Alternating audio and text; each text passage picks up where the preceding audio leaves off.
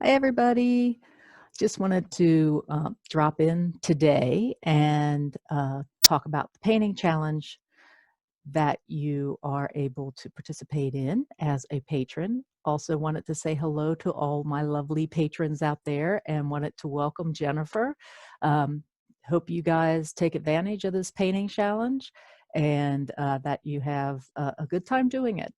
So as you know, over on the Art Chat, we have been doing a series of keys to great paintings. We talked a little bit about um, the patterns and how that's the bones of the painting, and then passage, how your eye moves through a painting.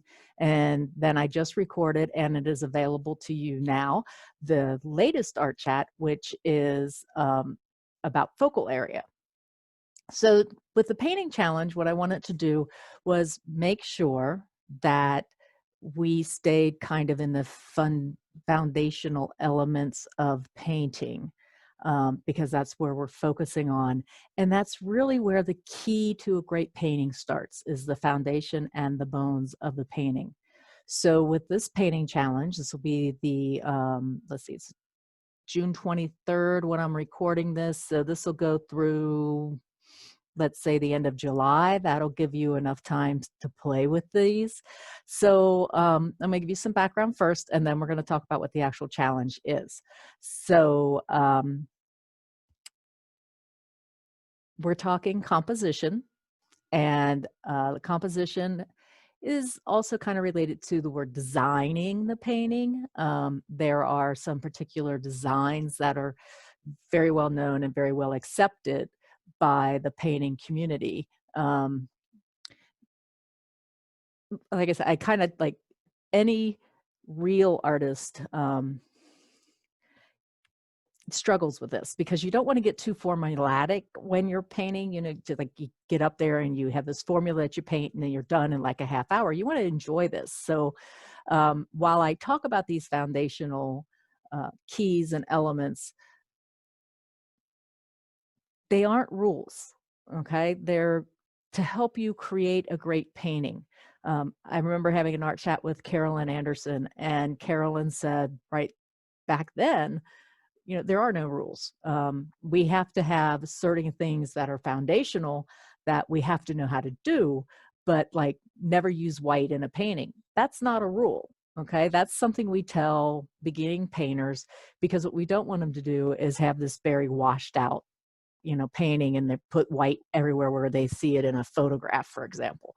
So with that in mind, these help you build sound, strong paintings that will pull you from across the room and make you come and enjoy the rest of the painting. So think of these as the bones of the painting. So the elements we're talking about are patterns, any type of passage that'll let your eye move through, and focal areas and focal point. Okay. So to kind of help you along with that, I'm going to share a screen here. So hang with me a second. Let's see. And I'm going to share this. Okay, so this book, Edgar Payne's Composition of Outdoor Painting. If you're having trouble sleeping, I suggest that you read this. So I wanted to show you one thing here. So I don't know if you can see this, but it says AMO. So this is what I was doing. This is a shirt from when I was working with Kevin on Artist Mentors Online. And Kevin basically said, read this book. You need to learn about this. And he's right.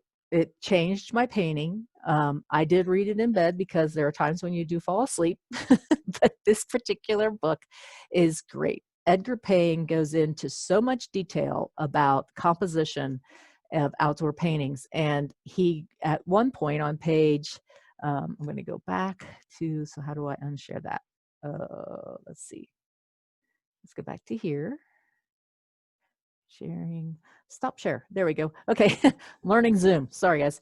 So here's the book in real life here. Okay, and I memorized the page that these compositions start on. It's page 117. So here are all of his great the first page of a composition. You see the S composition, which is always lovely, and you can see the water in the screen, the stream or whatever. And you could, that could be if you're doing urban scenes, that could be a street instead of a, the concrete street instead of a stream. It could be the way that the path goes through a woods. It doesn't necessarily have to be water, for example.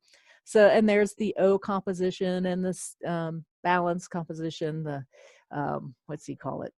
Yeah, balance scales and Steelyard. And so then you turn the page and you've got another 2 pages of compositions here. Okay, so just real quick.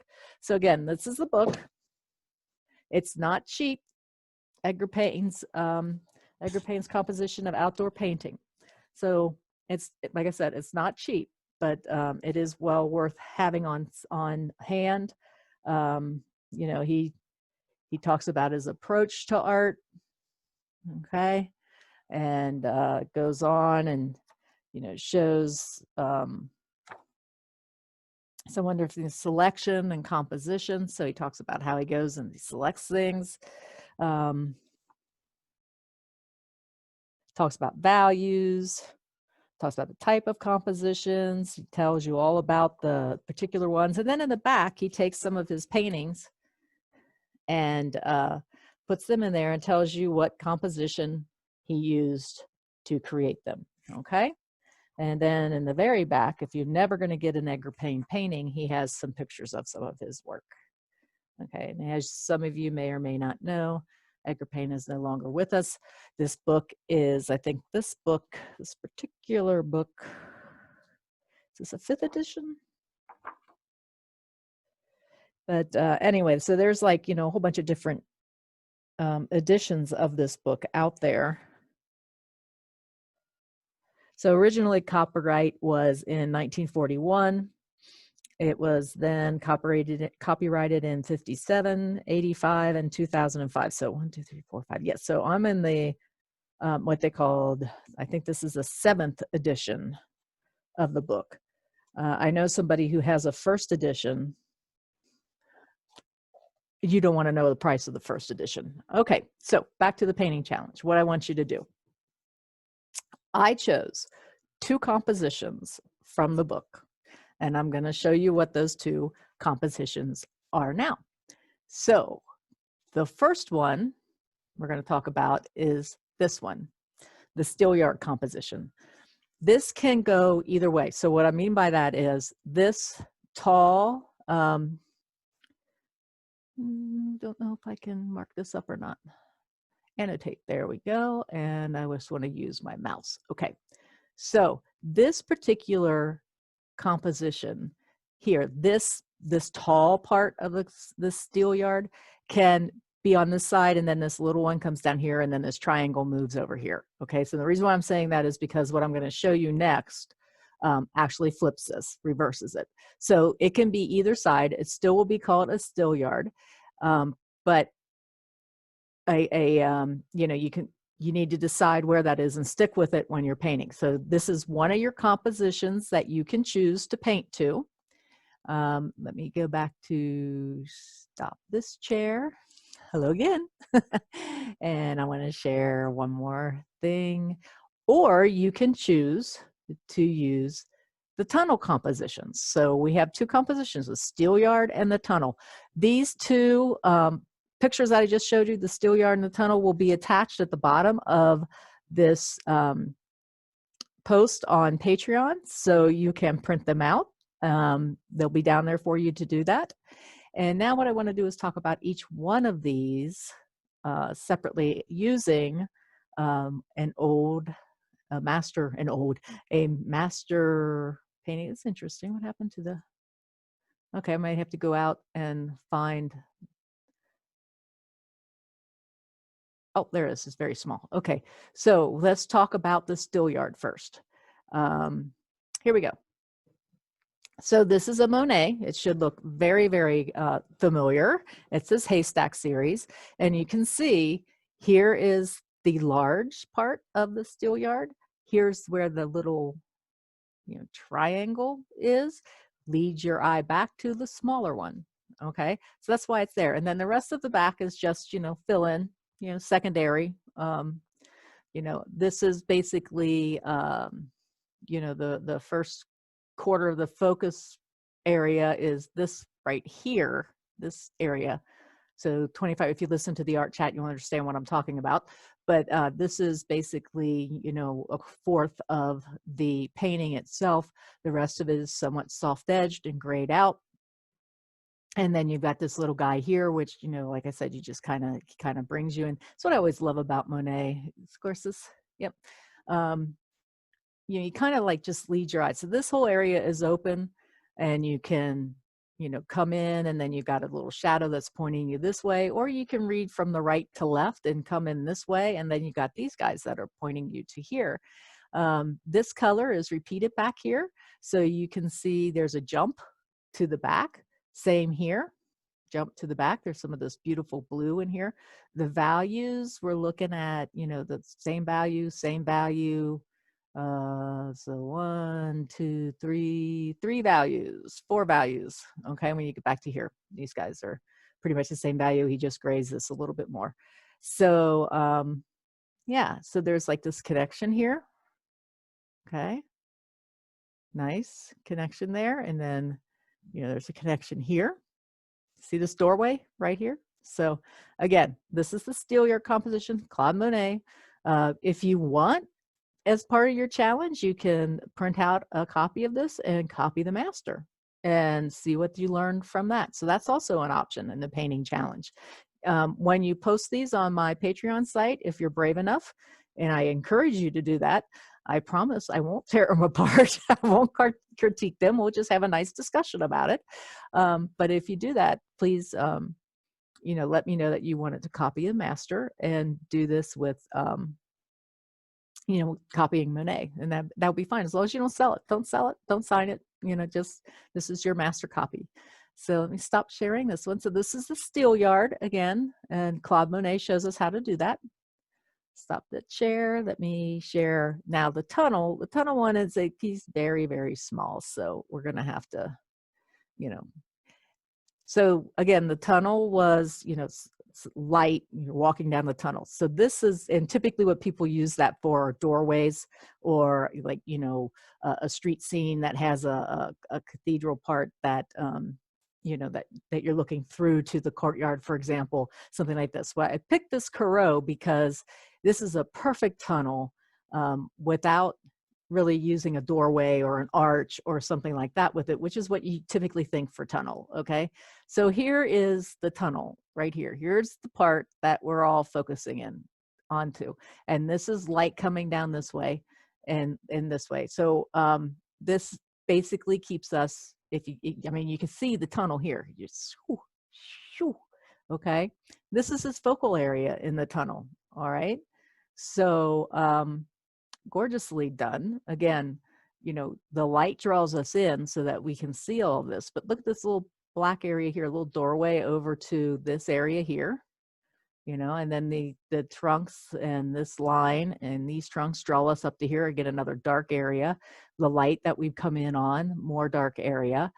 How this board brings us over into this area, but yet we come back and visit, because we've got this here. And so we come back and we visit in here, and we just kind of rest our eye a little bit and say, oh, look how tranquil this is. And then this line and these boards bring us back into here.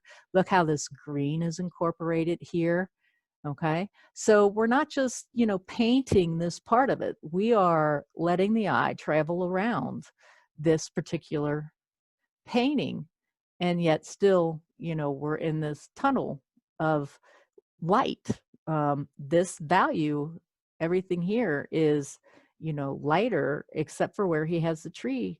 This is, one whole value, so this tree, and then this is another value. So we talk about 3 or 4 values in this painting.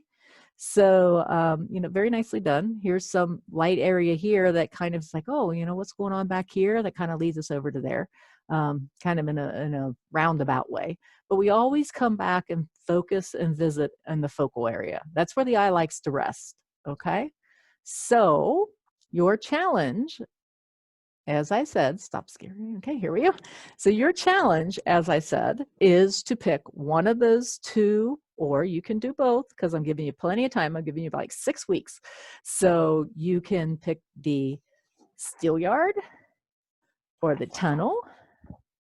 Okay, and you saw how Corrode kind of changed this tunnel a little bit, and you can do that too. So your challenge is to pick one of these compositions. These pictures of these guys will be on the post, and paint me a painting and tell me what you did. Copy it, master if you want to. You don't have to. You can use your imagination and pull something out from there, from different scenes and stuff that you've been painting. There's no restriction on that, but I want you to tell me what composition you picked and then show me the painting. So that's the painting challenge for starting the 24th of June and going to July 24th. Okay, so that's about a month, not really 6 months. And any questions, please post them at the bottom of the Patreon post, or you can send them to me at cincyredhead@gmail.com, and I'll be happy to answer them. If you are painting and you're participating in the challenges, please encourage other folks to join. I'd love to see a lot of folks trying to do this. And as I said, you know, I showed you this before, so it's the ammo. I used to do these painting challenges as part of ammo with Kevin McPherson, and I just kind of miss, you know, seeing them and talking with folks about their experience when they did this. So that's why I'm trying to start it up again. So the May-June one is still out there on patterns, and then I did a live demo that you can also access and watch me paint to one of the patterns, and I may paint to the second pattern too, because I had a lot of fun doing that. It's very strong.